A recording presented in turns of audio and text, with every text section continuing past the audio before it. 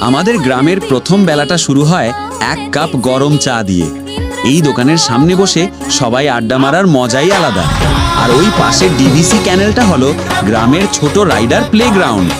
কারো হাতে ছাগলের বাচ্চা, কারো হাতে পানি ছড়ার জিনিস, সবাই নিজেদের মতো মজা করছে।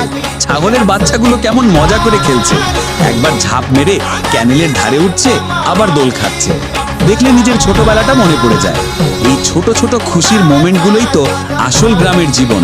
না ফিল্টার, না মেকআপ, শুধু একটা পিওর ভাইব।